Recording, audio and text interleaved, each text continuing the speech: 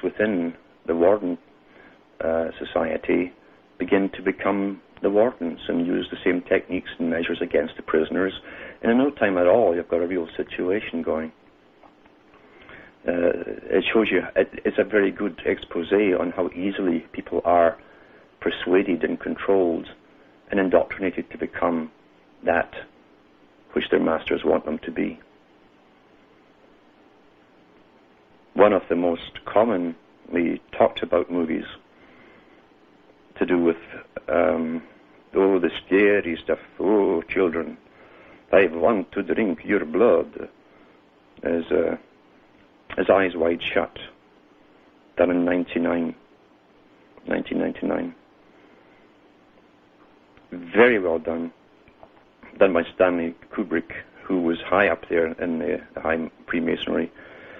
He did 2001 and 2010 for Arthur C. Clarke, so he understood the agenda. He died just after the movie. Some say that he went too far with the movie. Again, that could be speculation.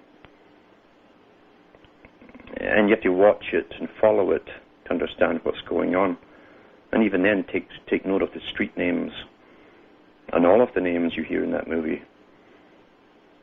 And pronounce them backwards and forwards and so on. There's a lot more in it than most people ever imagine. You'll see that the type of ceremony they'll have at the top, where do what thou wilt is the whole of the law, where there's mass promiscuity within these secret meetings, orgies, you might say. And masked as always, they love the masks at the top. And the masks are the ones of ancient Egypt, the Hermetical sciences again, with a jackal head and various other heads on different people. You'll see Thoth in there. Sometimes it's called Thoth or Thoth of Egypt.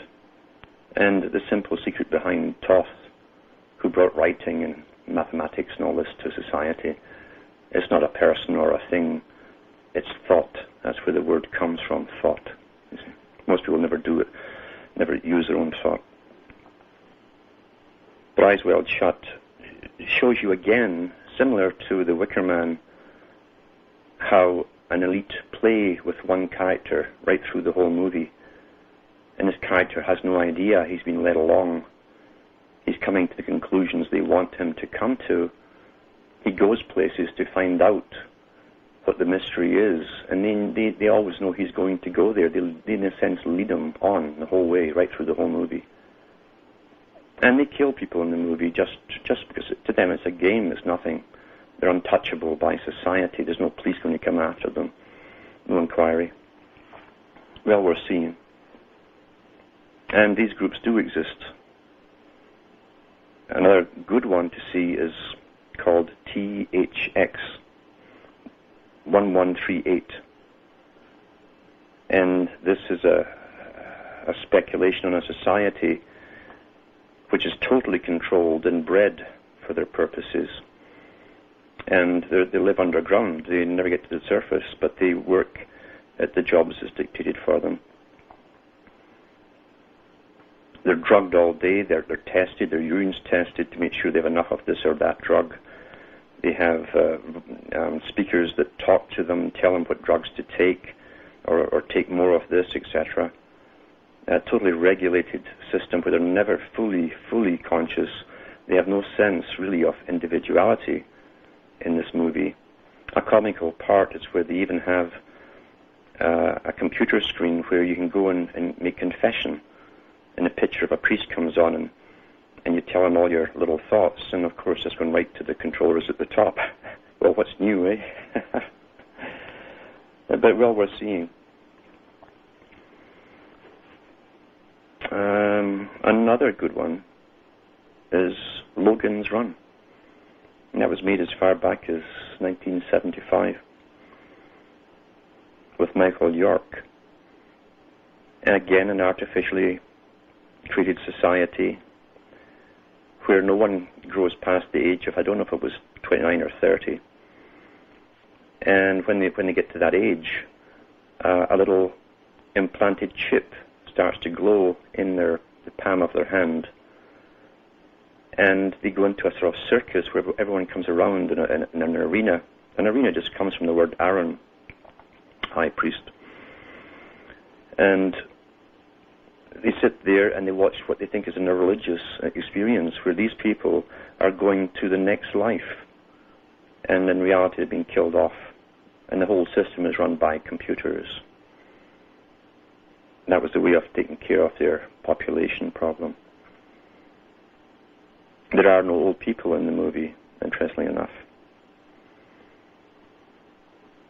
Christopher Walken has been in some interesting movies. I think one of them, as far back as 1972, was first called The Happiness Cage, and then it came out under The Mind Snatchers, where he's a soldier who causes trouble, young and cocky in the military, and he's taken off for medical experiments. And the whole movie is about him figuring out what's happening, and it's very Tavistock in its setup. And they do have these institutions, by the way. And the whole idea is to implant you with a form of chip and control you remotely. Now, they've done that in Tavistock, as Aldous Huxley talked about on his talk at Berkeley, which is on this website. And Huxley, this great winner, thought this was fantastic, a great improvement in society, sticking wires in their head and punching buttons and getting them to move like robots.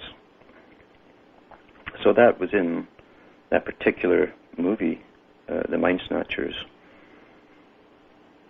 Walken was also in another one put out in '83, and it was called Brainstorm, where he's a scientist involved in making a machine or a form of headgear that would interface with computers and be able to transmit people's minds across distances and be picked up again by other computers. This isn't fantasy either. These things actually do exist. It's always used eventually, even in the movie, for military purposes. But it's well worth looking at this movie to see how far back they were showing the public this kind of thing. And as I say, it's a form of telling you in a legalistic sense what's coming, but it's also a form of programming you to simply accept it when it really comes into reality. Predictive programming. We don't question things when we're sort of kind of vaguely familiar with the idea, the concept of it.